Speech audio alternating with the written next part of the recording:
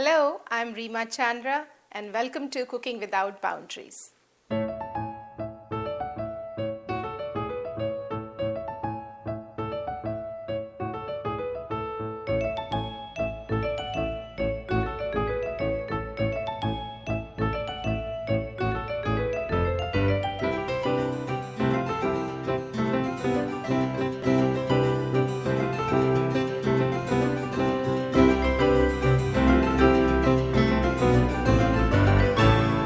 Hi, welcome back. Today we'll be cooking with a theme spice, ginger. If you remember, at one time we talked about trio of ginger, onion and garlic and how even though they're not exactly spice, they make up the spice part in a particular dish. Today we'll be cooking with ginger, and ginger would become the main spice in 4 dishes that we are going to make. Our first dish would be ginger flavored mushrooms in a creamy sauce. Then we'll make chicken in ginger flavored sauce. We'll follow up with ginger scented rice pilaf and then finish it off with ginger flavored pears and pomegranate salad. So let's get started. Ginger flavored button mushrooms in a creamy sauce. We start with 2 tablespoons of oil, cooking oil. As you can see, I have already heated the cooking pan or pot here because just to get the thing started, we add 4 cloves of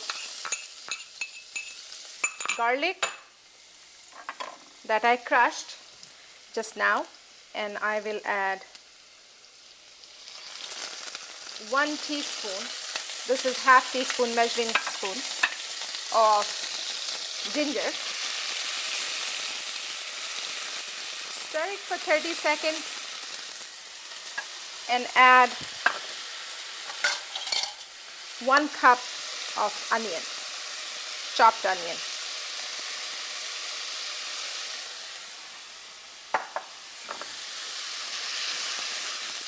Let's saute onion, ginger, garlic together. You see how I'm using the trio here again, ginger, garlic, onion, which is very easy to find everywhere, and they will give the sauce base along with tomato for the creamy sauce that we are preparing for mushrooms. Alright, let it get pan fried and turn into a roasted pink color, and once that happens we will add mushrooms. So onion, ginger and garlic with our same spice ginger in it, they look ready to take the next ingredient. Half a cup of tomato puree. Stir it. Tomato puree has water in it, so we want extra water to evaporate. So keep stirring, and while that is happening, let's add salt.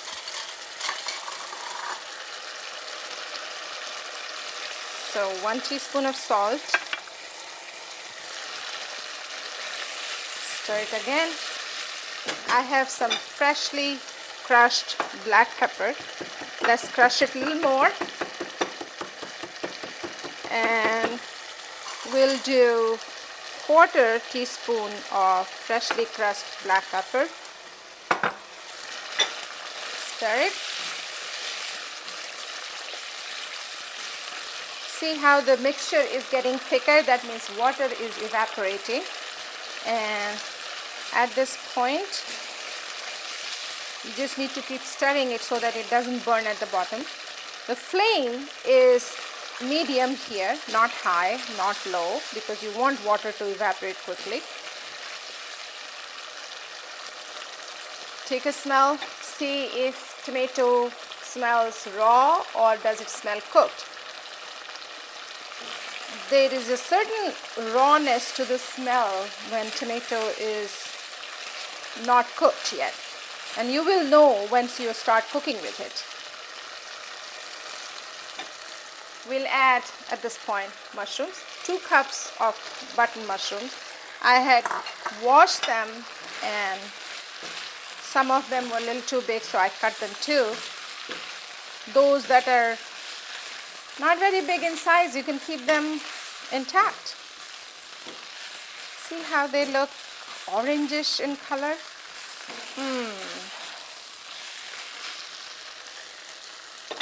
Very good. I'm going to cover it with a lid, let it cook for about 3 minutes, come back to it, and then we're going to add next 2 ingredients and finish it off there. Smells wonderful, looks very good, exactly the color that I would like it to be. We have our theme spice ginger with other spices in it, and mushrooms are cooking. They're almost cooked now actually. Next ingredient to go in would be a cup of just green peas. I took some frozen green peas and steamed them in microwave for about 3 minutes before I add it in. The reason for steaming it in microwave and not cooking here is I want peas to be looking green when I switch off the stove. If I were to cook in spices, the green color will go. So I nuke it a little bit before adding into the mushrooms. And the last ingredient to go is whipped low-fat cream cheese, 3 tablespoons of it. And I'm going to add this here, stir it in, and that's what will make it a little creamy then. See how I didn't use the heavy cream or the those whipping cream. I instead went ahead with whipped low-fat plain cream cheese that gives it the creamy base, and it looks beautiful. I have no doubt it will taste very good. All the good things have gone in it. If you can see, this creamy sauce looks little orange, and that is because this is because of the red tomatoes, white cream cheese, the color has changed into orange. This is beautiful color, and we are almost done. I will replace the lid one more time for about 2 minutes and then switch off the stove. Chicken in ginger flavored sauce. We'll start with sauteing onion with ginger, our theme spice, and garlic, tomatoes, and after that we'll blend it and add it back to the pan with chicken, and then we'll cook the chicken in it. So let's get started. 1 tablespoon of cooking oil. Coat the pan.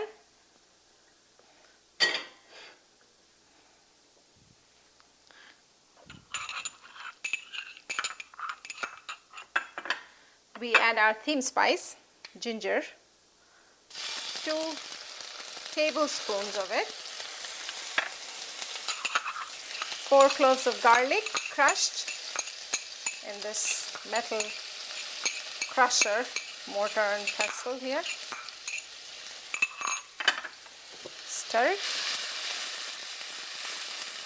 At this point you should have your flame low to medium, so that things are getting quickly roasted in the pan.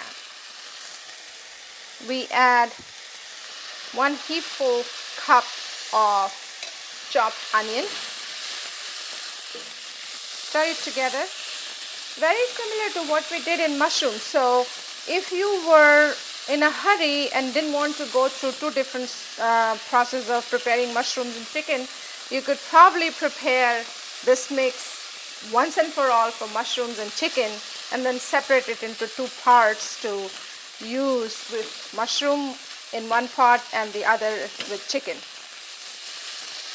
So let's saute it. This is going to take about, and the sauteing of it would take about 4 to 6 minutes. After 4 minutes, we'll add tomatoes, chopped tomatoes. We'll saute it for another 3-4 minutes and then blend it. So let's place the lid here, let it get sauteed, cooked, and we'll come back to it.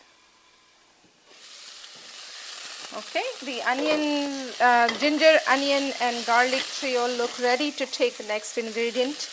1 cup of chopped tomatoes. We'll saute tomatoes with it.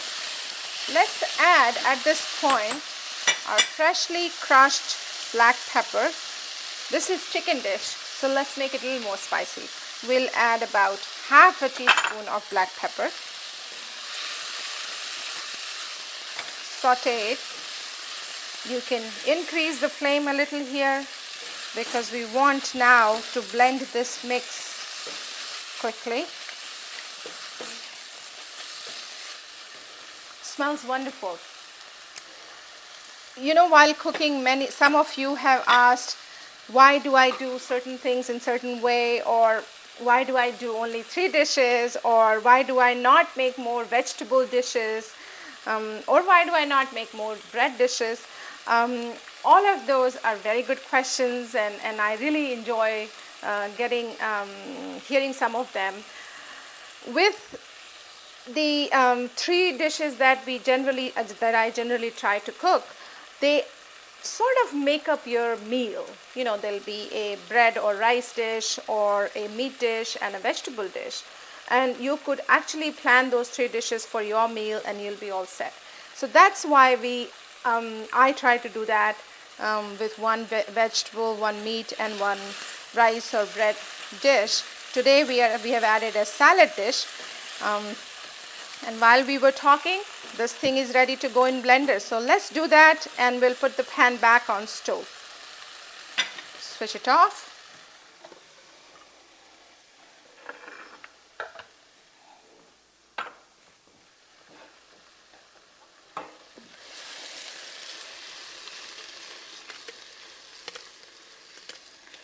Smells very good.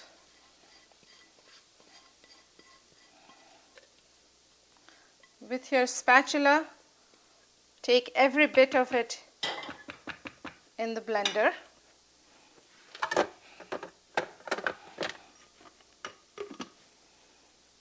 Turn the stove back on.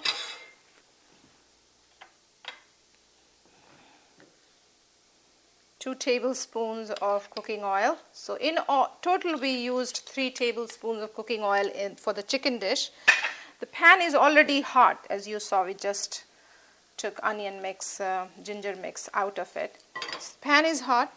We're going to add chicken pieces. This is boneless breast meat cut up into small chunks, so small and thin. You want to keep it small and thin because that will help it get in juices. If you have big and chunky, then they become hard and they don't taste juicy. So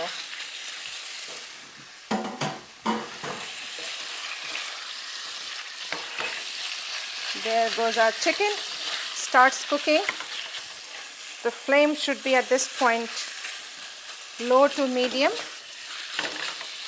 And while the chicken is getting sauteed, let's blend the ginger spice mix that we just prepared. Here I go.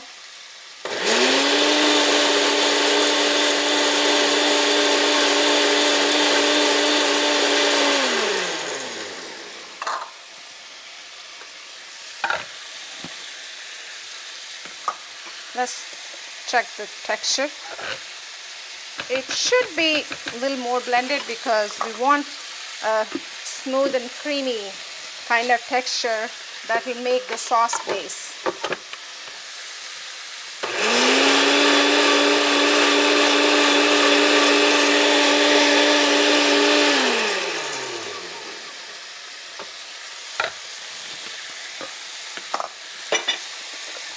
Yep, it's ready.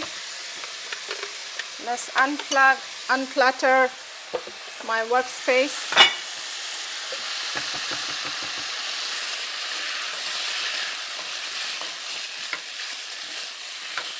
chicken pieces are getting sauteed right now, and another 2 minutes we'll add the spice blend that we just prepared with our theme spice ginger.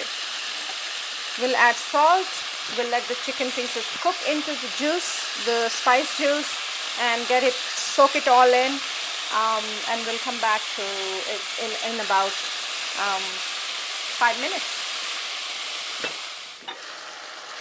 Chicken pieces look ready for next ingredients, and of course we will check the doneness later. Let's add the ginger spice blend that we just prepared.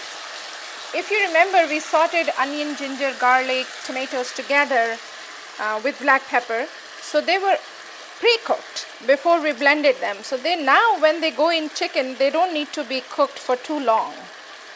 You've done the cooking part already.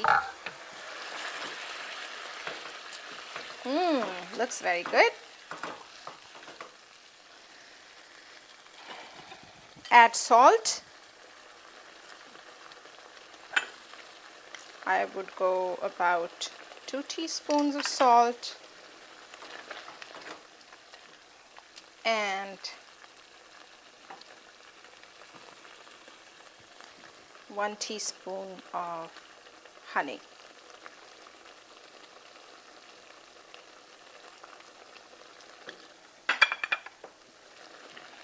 Just to balance the salt and spices in your dish, I recommend you use some sweetener, a little bit of it. Honey is a natural sweetener and it's good for you, so you don't feel guilty about it. Let it cook in the sauce, and it'll take about another 4 to 5 minutes before the chicken is fully cooked, and the sauce is also smelling like it is blended in with chicken. And then at that point, before we switch off the stove, we will add a cup of chopped green peppers just to add some colors, and we'll switch off the stove. Ginger flavored rice pilaf. That's again has ginger, and we are going to use rice that I already washed and dried. Mix ginger paste with it and some of the other things, and then cook it together with ginger. But before we do that, I want to saute some ginger juliennes before I put in the rice, because ginger juliennes is what we're going to use for garnishing the rice later. So let's see, half a teaspoon of oil, coat the pan, ginger juliennes here, we will put it in.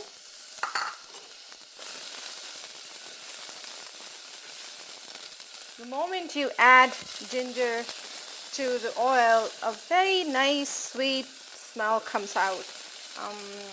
Sweet, although to taste it might have a little bit of heat in it, but the smell is very refreshing.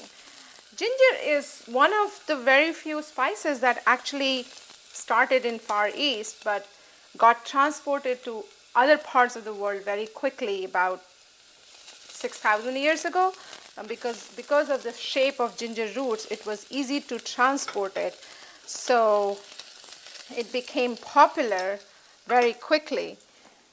We're going to take this ginger juliennes out to use it later as garnishing.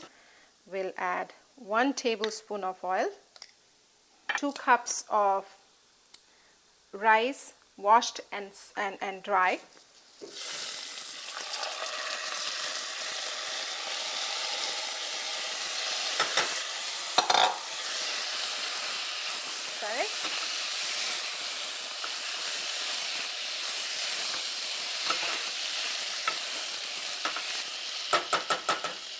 add to it 2 teaspoons of ginger paste. Mix that in while stirring the rice. Ginger is great for being warmth to your body.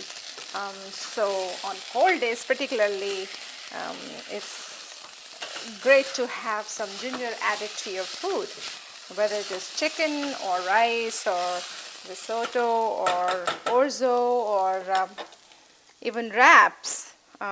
Salt, 1 teaspoon of salt, and I have about a teaspoon of honey here. If I don't have honey, I will use brown sugar or sugar, anything, but just to balance the salt and heat from ginger in it, I will use some sort of sweetening ingredient.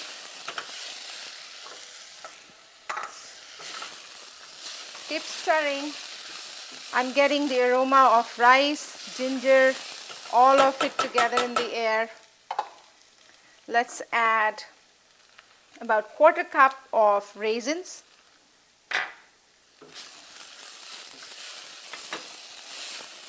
See how I told you that we're going to make ginger flavored rice pilaf. So whenever it comes to pilaf, they tend to add some dry fruits to it, like raisins or almonds. What am I looking for? Okay, here it is. I want to get the extra rice off of this spatula.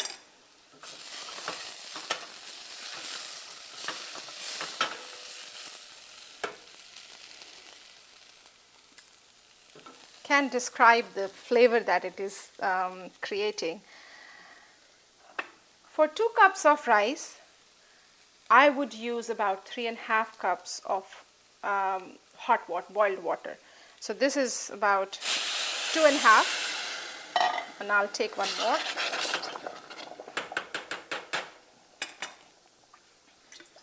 My water is ready here. I've always told you that get a pot of water boiling to be used in your cooking so that you're not held up because of that. These things add to your efficiency in kitchen. Looks good. The flame, raise a little until it boils.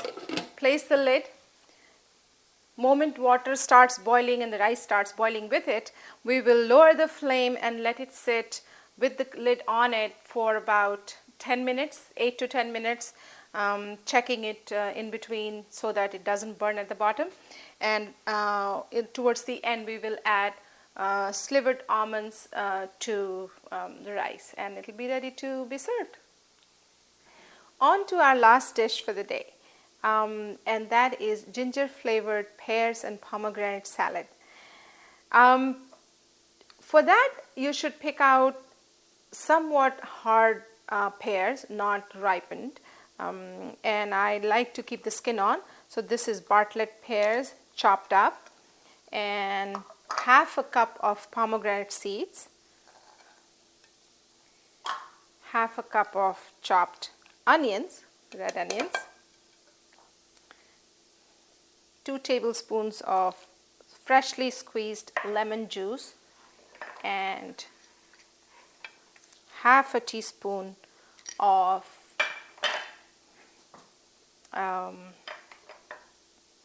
salt, and then our theme spice for the day, ginger. 1 teaspoon of either grated or paste or chopped, any form of ginger you should put it in.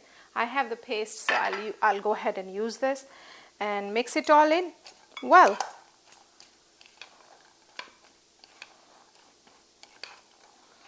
Looks beautiful. You keep mixing. The best thing to do is sometimes, and I do that too, I will use my fingers to actually go through the ingredients and try to mix them while putting some pressure on the ingredients to release their juices and mingle with each other. So they kind of become one family then. So here it is.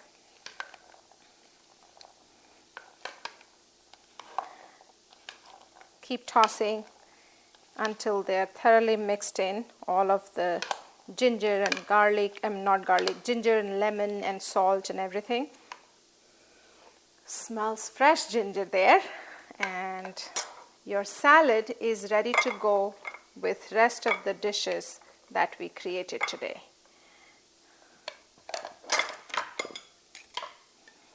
This is what it looks like.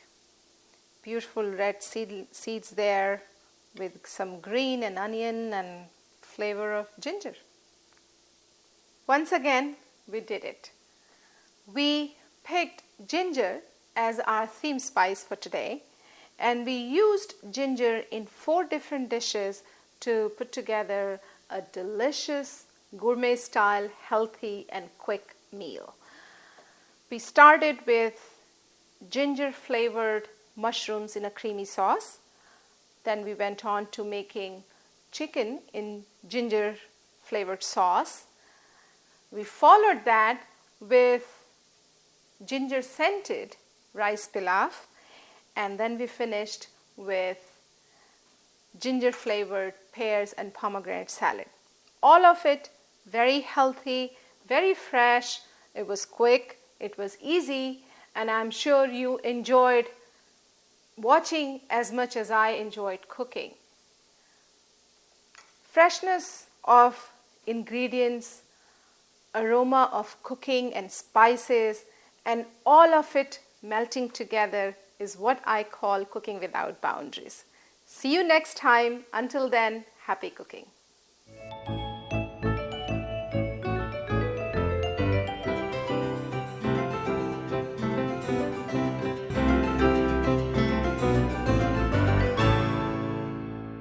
Most of the time when I'm cooking, I don't go looking for recipe just because I'm cooking.